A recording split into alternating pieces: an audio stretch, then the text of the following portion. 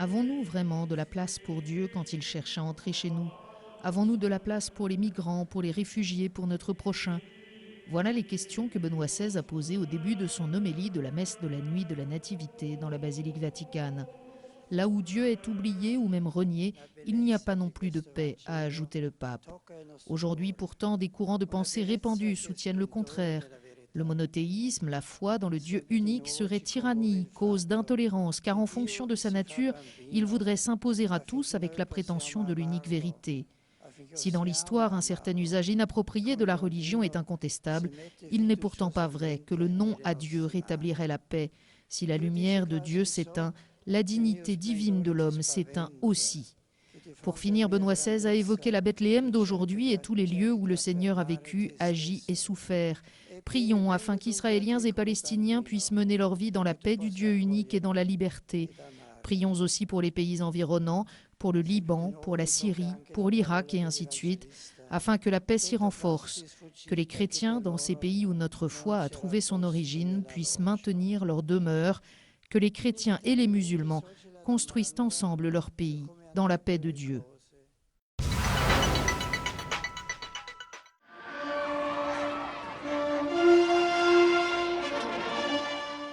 Dans son message Urbi et Orbi, Benoît XVI a appelé à la paix avant de prononcer ses vœux en différentes langues.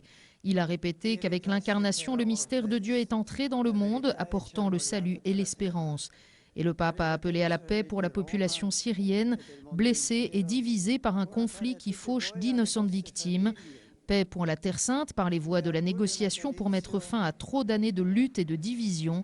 Paix et justice pour les pays du nord de l'Afrique et paix pour l'Asie en souhaitant que les nouveaux dirigeants de la République populaire de Chine sachent respecter les religions et valoriser leur rapport pour construire une société solidaire. Paix aussi pour l'Afrique, pour le Mali, le Nigeria, le Kenya, la République démocratique du Congo et spécialement dans les régions où les chrétiens sont menacés. Paix enfin pour l'Amérique latine. La naissance de Jésus, a conclu Benoît XVI, est un germe de vie nouvelle pour toute l'humanité. Saint Étienne est un modèle pour tous ceux qui veulent se mettre au service de la nouvelle évangélisation. C'est ce que Benoît XVI a expliqué aux fidèles avant la prière de l'Angélus, revenant sur le premier martyr qui nous est présenté dans les Actes des Apôtres. La nouveauté de l'annonce, a dit le pape, consiste à être rempli de l'Esprit Saint et à se laisser guider par lui. La nouveauté de l'annonce réside dans la profondeur de l'immersion dans le mystère du Christ, de sorte que lui-même, Jésus vivant, puisse parler et agir à travers son envoyé. En substance, l'évangélisateur devient capable de porter le Christ aux autres de manière efficace lorsqu'il vit du Christ, lorsque la nouveauté de l'Évangile se manifeste dans sa propre vie. Prions la Vierge Marie, a conclu Benoît XVI, afin que l'Église, en cette année de la foi, voit se multiplier des hommes et des femmes qui, comme saint Étienne, sachent donner un témoignage convaincant et courageux du Seigneur Jésus.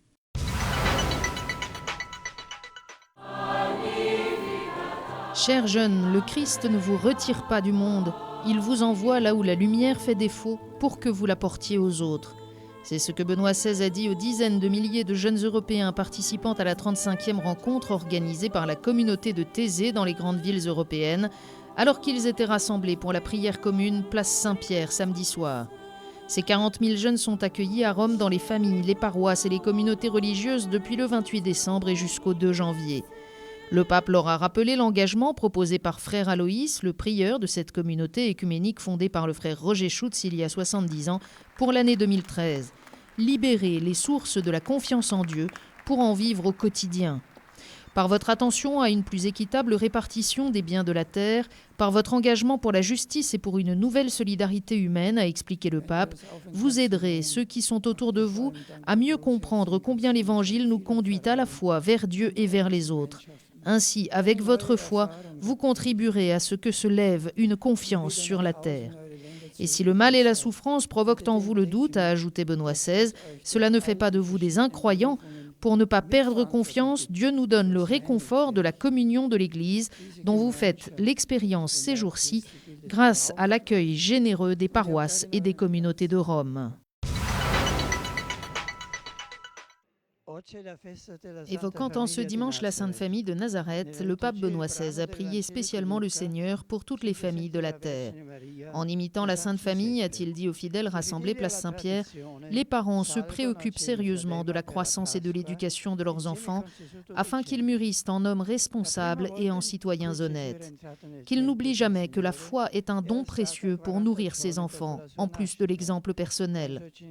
Dans le même temps, prions aussi, a demandé le pape, pour que chaque enfant soit accueilli comme un don de Dieu, pour qu'il soit soutenu par l'amour d'un père et d'une mère pour pouvoir grandir comme le Seigneur Jésus, en sagesse, en âge et en grâce, devant Dieu et devant les hommes. Que l'amour, la fidélité et la loyauté de Marie et Joseph soient un exemple pour tous les époux chrétiens qui ne sont pas les amis de leurs enfants ni les maîtres de leur vie, mais les gardiens de cet incomparable don de Dieu. Je salue cordialement les pèlerins de langue espagnole présents à cette prière de l'Angélus. Et depuis Rome, je salue également les nombreux participants à l'Eucharistie célébrée à Madrid en cette fête de la Sainte Famille. Que Jésus, Marie et Joseph soient un exemple de la foi qui fait resplendir l'amour et renforce la vie conjugale. Par leur intercession, prions pour que la famille demeure un don précieux pour chacun de ses membres et une ferme espérance pour toute l'humanité. Et que la joie de partager la vie en Dieu que nous avons apprise comme des enfants de la bouche de nos parents, nous incite à faire du monde un vrai foyer, un lieu d'harmonie, de solidarité et de respect mutuel. Tournons-nous pour cela vers Marie, notre Mère Céleste, pour qu'elle accompagne les familles dans leur vocation à être Église domestique et cellule de base de la société. Que Dieu vous bénisse tous. Bon dimanche. Bonjour, l'année qui s'achève n'a pas manqué de grands rendez-vous dans l'Église universelle, mais aussi, vous le savez, de rebondissements au Vatican. En janvier dernier apparaissait dans la presse italienne, souvenez-vous, des courriers confidentiels adressés à Benoît XVI, et c'était le début de cette affaire depuis baptisée Vatilix, dont on sait qu'elle a vu la parution d'un livre contenant là aussi des documents confidentiels, l'arrestation du majordome du pape, l'interpellation d'un complice ou encore une enquête sans précédent au sein de la Curie romaine. Alors, 2 procès plus tard, il y a actuellement des mouvements au sein de la Curie romaine qui ne sont pas étrangers à cette affaire Vatilix et qui démontrent que Benoît XVI, en quelque sorte, a tiré les bonnes leçons de cette triste affaire. Mais 2012 a également été marqué par des voyages pontificaux particulièrement réussis. On se souviendra évidemment des foules nombreuses massées le long des routes au Mexique, puis à Cuba, ou encore du courage de Benoît XVI, pèlerin de la paix au Liban, tout proche de la Syrie, pèlerin de la paix au Moyen-Orient. Avant l'été, Benoît XVI s'est rendu aussi à la rencontre des familles du monde entier, c'était à Milan, et il a effectué au cours de l'année plusieurs voyages dans la péninsule italienne. 2012 voit se tourner une page dans le dialogue entamé 4 ans plus tôt avec les lefévristes. La main tendue par le pape n'a pas été saisie alors que Rome a fêté en octobre le 50e anniversaire de l'ouverture du Concile Vatican II. Un demi-siècle après le Concile, les évêques du monde entier se sont réunis à Rome. Ils se sont penchés au Vatican sur l'urgence de réannoncer l'Évangile. 3 semaines de synode autour de la nouvelle évangélisation. Chefs d'État, gouvernants, personnalités du monde entier ont aussi continué à venir au Vatican en 2012, sans oublier les évêques du monde entier, en particulier les évêques de France, venus en visite ad limina pendant plusieurs semaines et qui ont témoigné de la richesse de leur rencontre ici à Rome. L'année s'est terminée avec la parution du 3e et dernier tome de l'œuvre théologique de Joseph Ratzinger sur Jésus de Nazareth, et l'on annonce pour 2013 une encyclique sur la foi.